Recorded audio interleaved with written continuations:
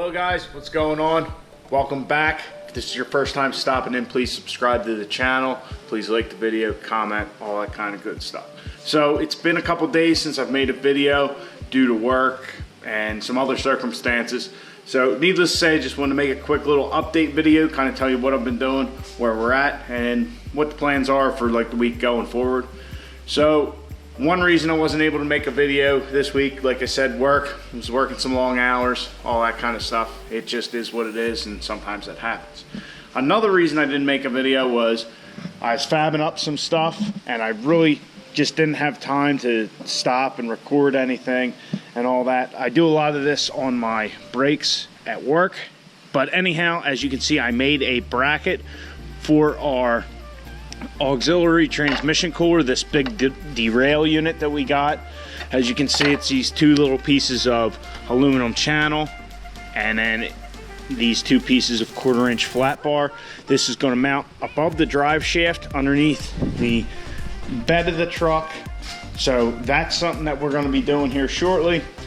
And this is our intake piping. As you can see, I just took 3-inch exhaust pipe. Pretty much did the same thing as I did with our copper, which let me grab real quick. As you can see, they are very similar. Our new piece that I made, which is much lighter than this copper piece and will allow me an area to put my blow-off valve. It is a little longer. I didn't think it was going to be a problem. That's why I just welded everything up, real quick. I TIG welded it.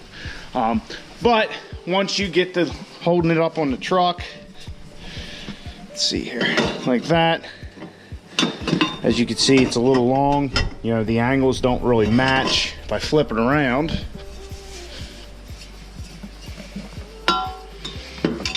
that doesn't help any. We still need to shorten it up. I think if I cut it here on this long piece and then re-weld it, I can clock it a little more, and I can take like an inch off, shorten it up so it works. So that's something else we're gonna have to do this week, is get this right. I did order the blow-off valve port for our Turbo Smart blow-off valve. That should be here in the next day or two, so we can get that welded up. And if you guys remember, our O-ring was all kinds of jacked up when we took our blow-off valve off. The new port should come with a new O-ring. So another part we got for the truck is this. This is a locking transmission dipstick. If you recall, when we were going to go to Englishtown, I said that when the torque converter got hot, because I kept trying to stage it, practicing, which was my big fuck up, that it spit transmission fluid out of the normal dipstick tube. So I got a locking one, which if you look at all the if you look at the regulations for racing, usually that's something they require. I don't know that that's a big point of contention, that they check, but figured, we'll kill two birds with one stone. Won't have to worry about fluid coming out of there, and we will be good to race. So that I actually got from Suncoast Converters. It's like 23 bucks, something like that. Not much. So speaking of the transmission, the reason the truck is currently down, talked to John at Muldoon's last week. He called me and he said we had some bad news, and of course I didn't know what to make of it. What's going on? Actually, he sent me an email first, then we talked on the phone. So anyhow, when he had the transmission about 90% together, all he had to do was bolt down the pump on the front of the transmission and then put the valve body in and then the pan on. Well, one of the holes for the bolt on the pump stripped out. He just kept tightening, and he said it would never torque properly. So when he pulled the pump out here, that hole was helicoiled, because if you heard me talk about the transmission previously, that case has kind of been through some shit, kind of gotten a little wallered out. If anything, the majority of the holes that bolt the pan to the transmission itself, most of those are actually helicoiled as well. So when he told me this, I really wasn't surprised. What he said was it looked like the helicoil was spinning inside of the hole, so that had actually stripped, not the helicoil itself. He said they couldn't drill it bigger, and when they tried to drill deeper, it just came out the other side. So basically, the transmission case is junk. Luckily for us, John has transmission cases. Ours was a 48 case. We're going to be going with a 47 case. He said nothing's really different with the case itself other than there's two little embossments on the side of it for a TTVA motor, which if you have, I think it's 04 or 05 to 07 trucks, they have that motor. They don't have the cable coming from the throttle. You know, basically it modulates where your throttle position is for the line pressure of the truck. At least that's how I understand it.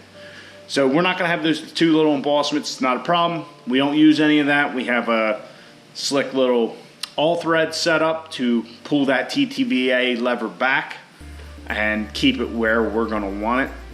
So John is in a process of assembling the case. I actually had a bolt-in sprag in the back of that. So if you follow John's Instagram and Snapchat, he actually posted some pictures the other day of doing one of those. So I can only assume that it's ours. So he was in the process of swapping that bolt-in sprag over. So we have that because he said it is a much stronger setup. Just, you know, a couple more, you know, maybe an hour or two labor for him to install that. But we already had the part, might as well do it. He says it is much stronger than the factory setup. So needless to say, we will be having a 47 case rather than a 48. And that should be wrapped up this week. If anything, I'm expecting a call from him anytime. So hopefully we'll get that back. We'll get our transmission put back in our race truck. We'll get her on a road and maybe we get her down to the track.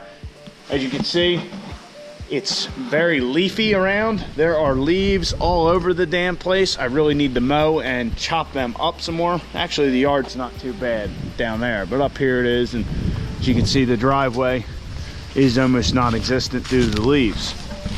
So that's kind of where the truck stands.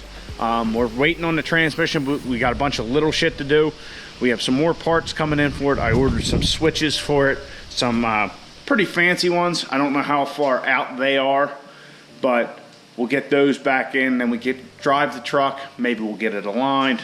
You know, just a bunch of little dumb shit. Also, I've been working on our exhaust upgrade, our secret modification, which I really hope is worth all the hype I'm giving it. But I was working on that and I thought I had all the piping done, installed the downpipe, and nah, my measurements were off. It's screwed. I gotta cut it, I gotta re-weld it, just like our little intake piping there. So that's another thing we gotta do, which you guys won't see until we get it all done, which won't be until we get our transmission, but it's just a bunch of random shit. Another thing I'd like to get done this week is I want to get studs for that truck, and by studs I mean exhaust manifold studs. I have an exhaust manifold leak on Caitlin. It's been there for quite a while and I really just haven't done nothing about it. The reason I want to switch to exhaust manifold studs like we have on the white truck here, like there, because this is the second, maybe third time that I have done that, and the bolts always just back out. No matter how many times I tighten them, they always back out. That being said, if you guys follow my Instagram at TurboTom, you will have seen that Caitlin just rolled over to 50,000 miles. So 50,000 miles, we broke two 68 RFEs. I broke the 48 RE 3 times, twice with broken input shafts. Yeah, that's probably not normal. Most people don't do that. Then again, most people don't 48 RE swap a 68 RFE truck and then swap it back again.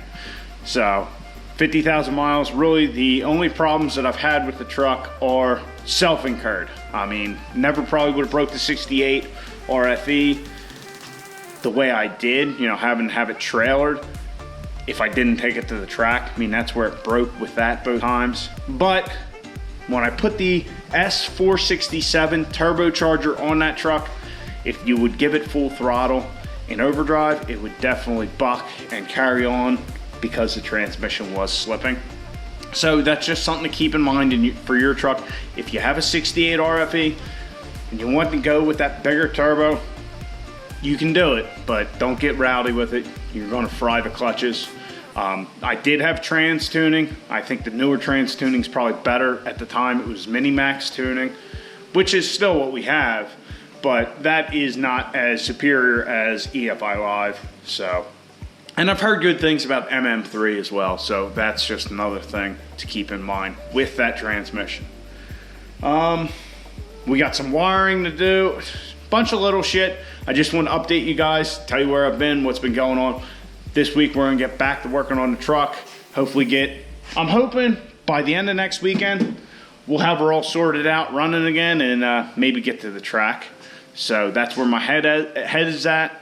Thursday, I do plan on going down to Cecil County Dragway. They are having the King of the Street Challenge, and they're having the big Pro Street Race. There's a lot of the fast trucks in the diesel world are going to be there. Like I said, Firepunk's going to be there. The guys from Midgets Diesel, which I think they actually have, if I'm not mistaken, they have Ryan Milliken's old truck, the black 1500 Dodge. I think that's what they currently have for a truck. Dustin Jackson's going to be there, which I believe he has a, I can't remember if it's an older box Lightning or if it's a Ranger, but he is one of the baddest guys out there as far as diesel drag racing going.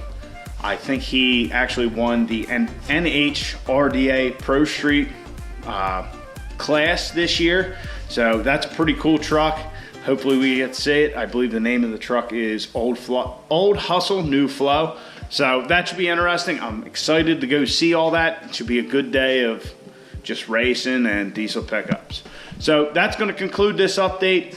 I know it isn't the standard thing we do here in the garage, but we're going to be getting back to that. So hope you enjoyed the video. Get out in your garage, get the wrenching on your truck,